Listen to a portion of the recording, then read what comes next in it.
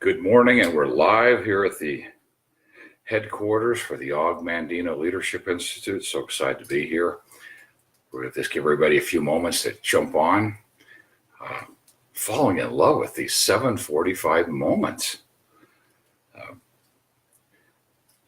Here we come. Miriam, faithful as can be. First one on this morning. Welcome. We have been toying with an idea about doing this again, and maybe taking just little pieces of a scroll and going a little bit deeper and teaching a principle that can help you in your life. So we're very excited about that as a possibility going forward. I'm going to go ahead and put on my headset so you've got a little better microphone. There we go. Now you can hear me a little better.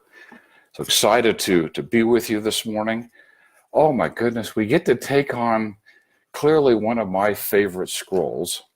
Scroll number 9, I Will Act Now. Og puts on a clinic in the next 6 minutes. When we're reading this scroll, it's a clinic on taking action.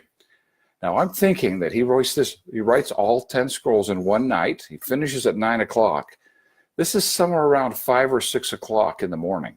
He's been writing all night, drinking coffee, eating Danish, just plowing, and he gets to scroll 9 around, let's say 5 o'clock. So it's 5 o'clock in the morning, and he's on his typewriter. Just imagine these words flowing and in the order in which they flow. And welcome everybody this morning. So good to be with you. I have to tell you, we're toying with an idea here about doing more of this. If this is something that's of value to you, 7:45 in the morning, to have principles that can guide you through your day, would you send us a message? Just get on and say, yes, keep this going. Because we come to the first of the year, we've got some ideas. We just want to know if this is that valuable. Because if it is, we want to keep bringing that value to you. We're going to spend our time in Og's words today, starting with the very first line. He sets the stage for taking action. He says, my dreams are worthless. My plans are dust. My goals are impossible. Wow. Unless they're followed by action. Then he tells us, my procrastination, which has held me back, is born of fear. Don't have enough time. Don't know how to do it. Too tired. But just fear. I've discovered this secret. Mind from the depths. This is a wonderful phrase. Depths of all courageous hearts. Coeur in French is heart or blood. So the depths of the heart of the heart. When you get to the meat of the topic, the bottom line, now I know that action, when I take action, will reduce it will remove the flutters in my heart. Now I know that action reduces the flutters in my heart.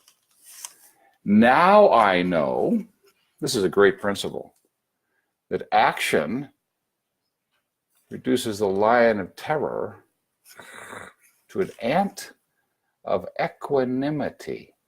Equanimity means peace of mind. He references that word, peace of mind, later in the scroll. But peace of mind. If we want peace of mind, it's not we get rid of our fear, then we take action. No, it's the action that helps us get rid of the fear. Something we know, great principle, that if we're doing something that causes fear, as we do it more and more, and with the right intent to bless the lives of people, what we know is we'll have less and less fear. If we have the same amount of fear, we may want to take a look at what we're doing or how we're doing it. Because there should be a direct relationship between the action I take and the reduction of fear in doing so. So, what we know from the scroll, never has there been a map ever carefully executed. Never has there been a law, no matter how fair. Get on your GPS on your map, on your phone, and sit in your car and have the map take you there. No, you got to turn on the car. You got to put it in gear. You have to drive there. You follow the map. We make goals. We follow the goals. It's action that is the secret to this entire process of creation. Then he tells us something, takes it a little deeper. I'm going to just read this to you. Henceforth, I'll remember the lesson of the firefly who gives off its light only when it's on the wing, only when it's in action. Now, light is a metaphor for inspiration. Sometimes we want the inspiration before we take the action. Sometimes we get an aha that ignites our passion and drives our action. And sometimes we'll want to go into action to be able to get the inspiration.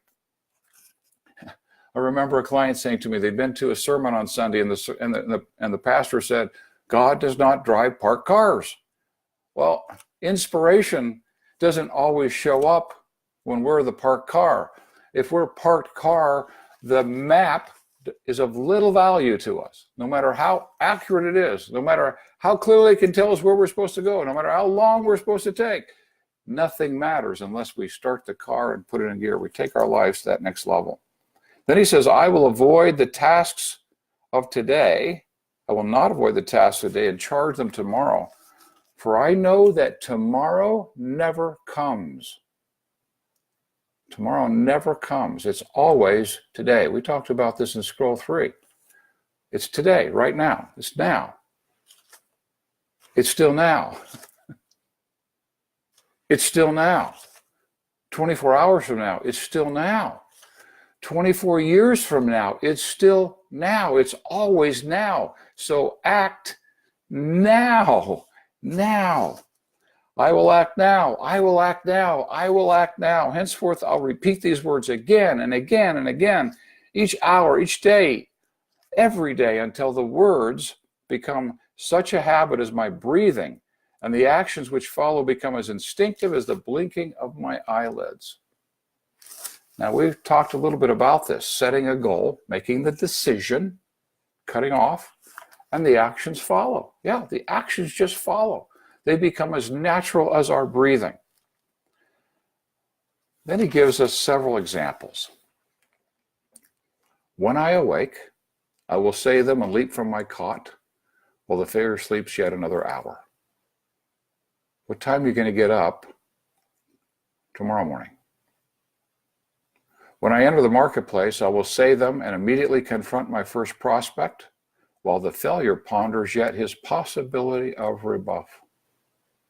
When I face a closed door, I will say them and knock while the failure waits outside with fear and trepidation. What are we going to say? I act now. I act now. When I face temptation, oh my goodness, if we all employed this one, our world would be a better place. When I face temptation, I will say them and immediately act to remove myself from evil. When I'm tempted to quit, I'll begin again. I will say them and immediately act to consummate another sale. And then he sums it up with these words. Only action determines my value in the marketplace. It's not my education. It's not my pedigree. Not even my personality. It's my action. I will walk where the failure fears to walk. I will talk when the failure remains silent. I will work when the failure seeks rest. I will call on 10 who can buy my goods while the failure makes grand plans to call on one. I will say that it is done before the failure says it is too late. Let us ponder our lives. How often are we planning big deals and not focused on millimeters? The successful person sells 10 while the failure makes grand plans to call on one. For now is all I have. Tomorrow is a day reserved for the labor of the lazy. Just write an L down somewhere. L for lazy. I'm not lazy. Tomorrow's a day when the evil becomes good. E, write down E for evil. I'm not evil. Tomorrow's a day when the weak becomes strong. W for weak.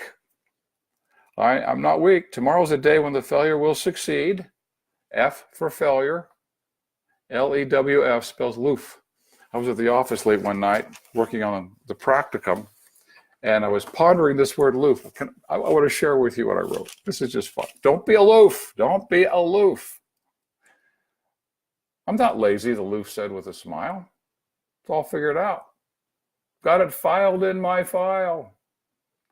If I spend all today relaxing, I'll bet I'll be rested and ready tomorrow to sweat.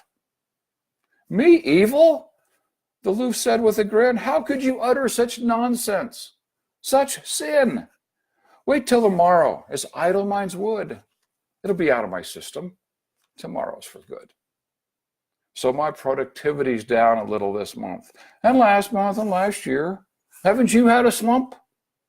Weak? The Loof questioned. You insult me today. I choose to be strong. Is tomorrow okay? Success is the banner that hangs over my chair. I see it, I read it, I shout in the air. Can anyone hear me? I mean it this time. Anybody been here? I can choose to be strong. Choose to be this time, sorry. A failure, no.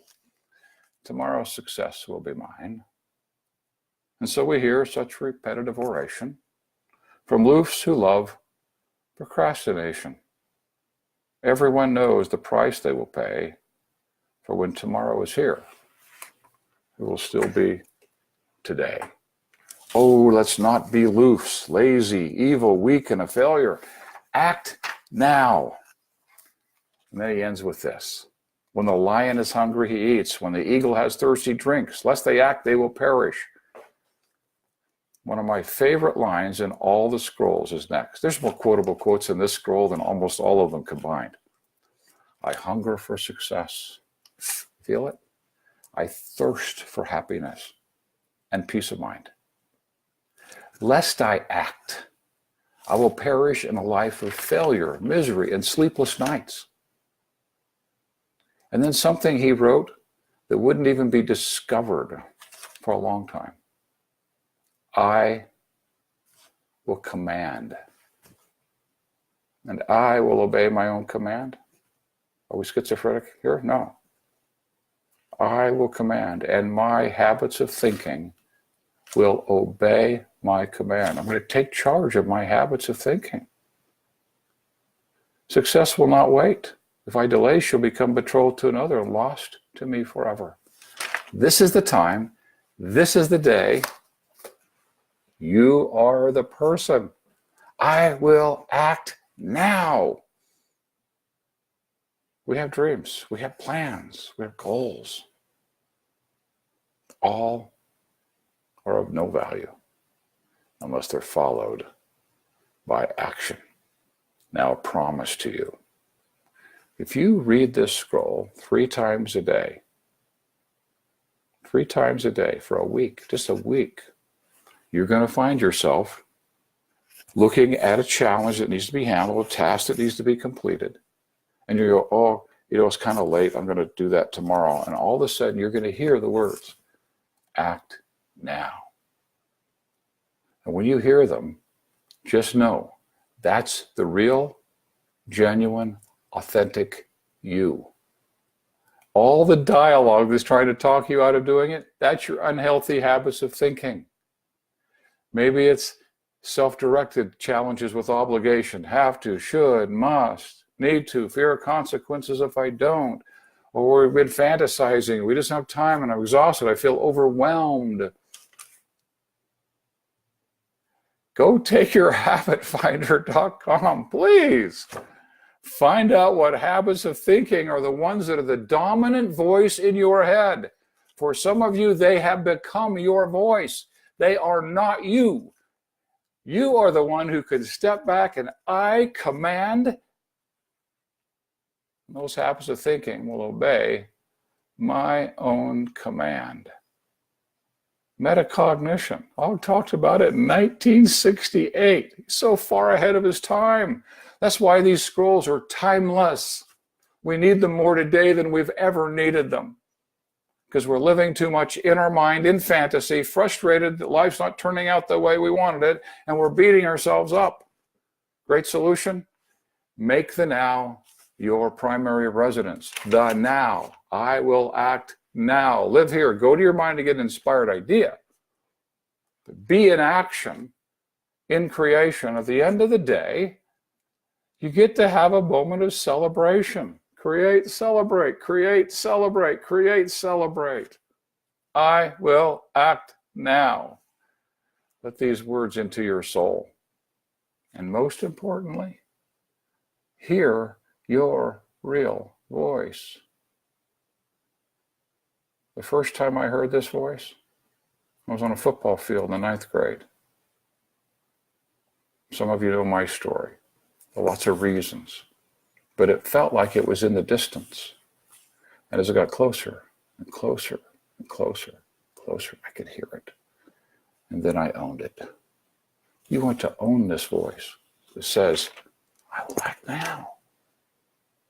And shed that unhealthy habit of thinking. As Og said, I'll keep my eye on the goal above my head. I'll ignore those obstacles. That's that unhealthy habit of thinking. For where dry desert ends, green grass grows. Act today. Celebrate your creation. Experience some green grass tonight before you go to bed. Blessings to all of you. We're so happy to be with you. And please make a note. And if you'd like us to do this again or something similar to this in the morning, we would love to be able to serve you like this if it's of value to you. And please share this one out. Share this one out. This is a major challenge for most people. Share this out that we might be able to inspire them today to get past the fear, to take the action, and experience the equanimity, the peace of mind. Thanks, everyone.